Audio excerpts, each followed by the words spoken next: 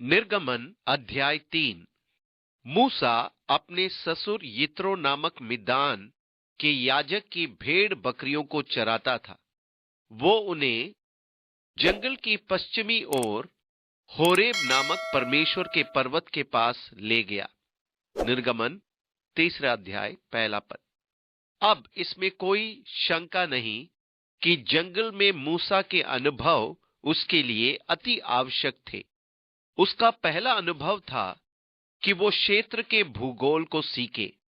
Sinai के रेगिस्तान और होरेब पर्वत पर भेड़ बकरियां चराते समय मूसा उस क्षेत्र की भौगोलिक परिस्थिति से परिचित हो चुका था। वो ये भी जान गया था कि उस क्षेत्र में कुएं किस किस स्थान में थे। उसे वहां मौसम की जानकारी हो चुकी थी। उसे जंगल में जीवित रहने के लिए पर्याप्त अनुभव मिल चुके थे।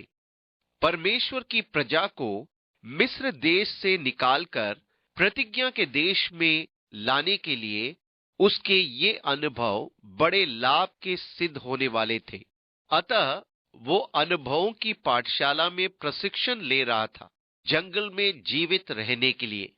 और परमेश्वर के दूत ने एक कटीली झाड़ी के बीच आग की लौ में उसको दर्शन दिया और उसने दृष्टि उठाकर देखा कि झाड़ी जल रही है पर भस्म नहीं होती। तब मूसा ने सोचा कि मैं उधर फिरकर इस बड़े आश्चर्य कर्म को देखूंगा कि वो झाड़ी क्यों नहीं जल जाती। जब यहोवा ने देखा कि मूसा देखने को मुड़ा चला आता है, तब परमेश्वर ने झाड़ी के बीच से उसको पुकारा कि हे मूसा, हे मूसा। मूसा ने कहा, क्या आज्ञा?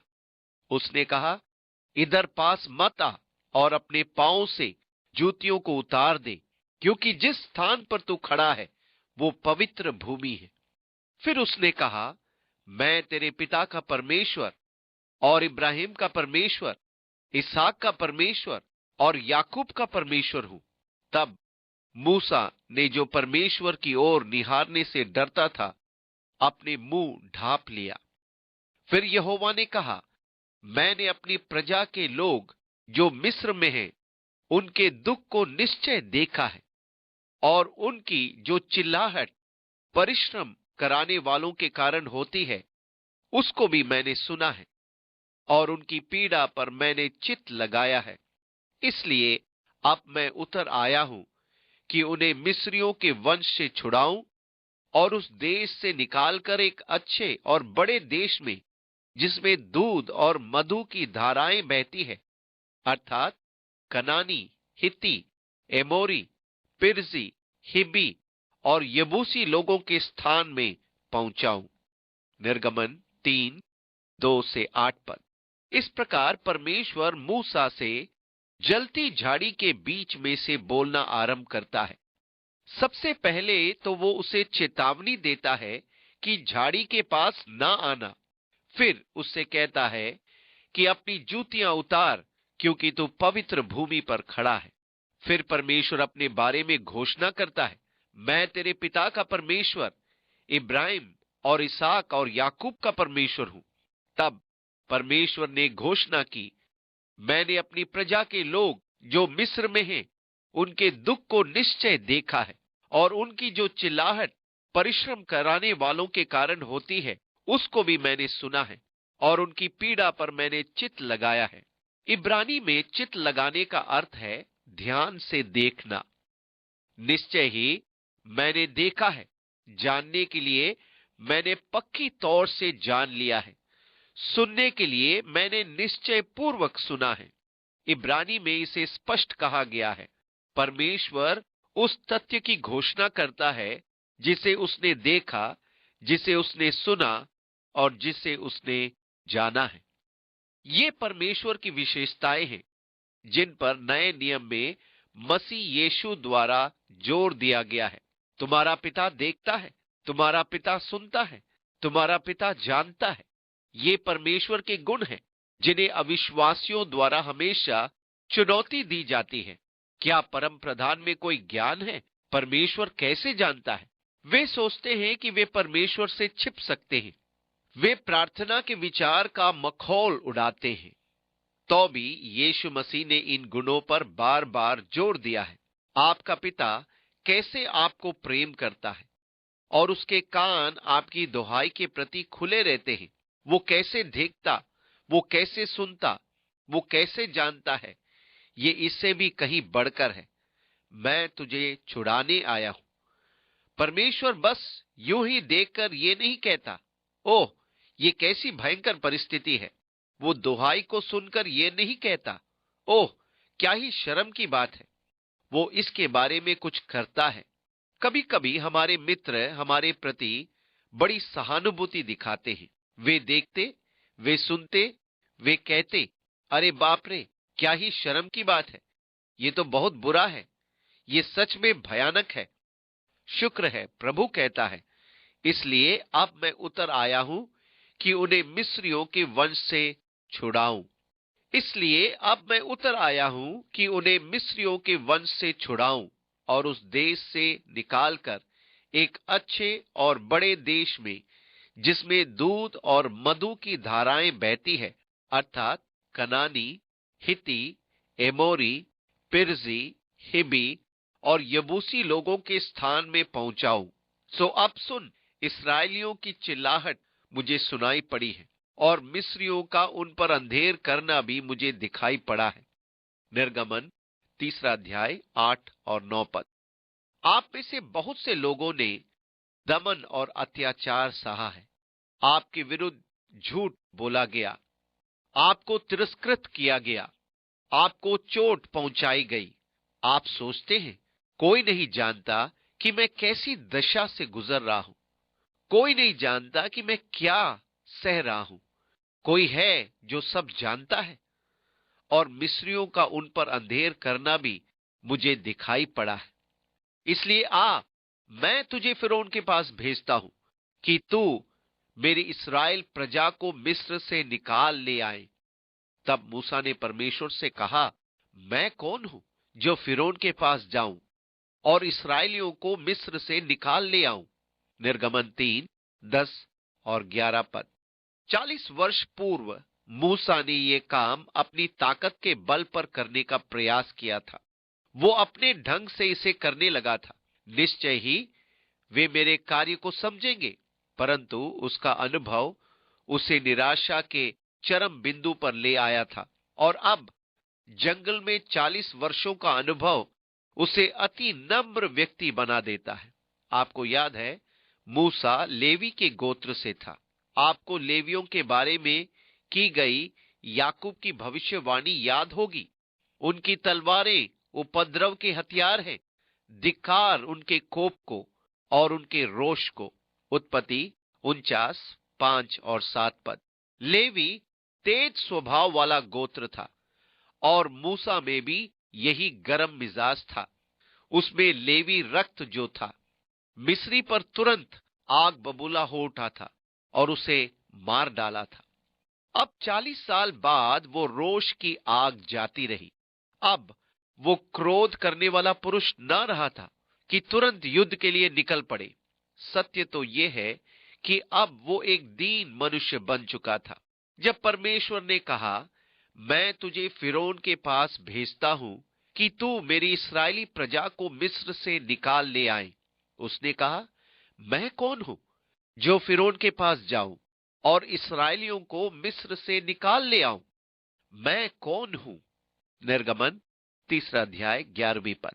ये एक रोचक प्रश्न है। मेरे विचार में वो प्रत्येक जन जिसने परमेश्वर की बुलाहट को सुना है, संभवतः यही एक प्रश्न पूछता है, हे प्रभु, मैं कौन हूं कि इसे मैं ही करूं? मैं सोचता हूं कि यह महत्वपूर्ण है कि हम में हमारी अयोग्यता का एहसास होता है जब परमेश्वर हमें अपने कार्य को करने के लिए साधन बनाता है। मेरे विचार में परमेश्वर द्वारा मूसा को इस स्थान पर लाना आवश्यक था, परंतु मूसा दीनता में एक कदम और आगे बढ़ जाता है और कहता है, मैं कौन हूं?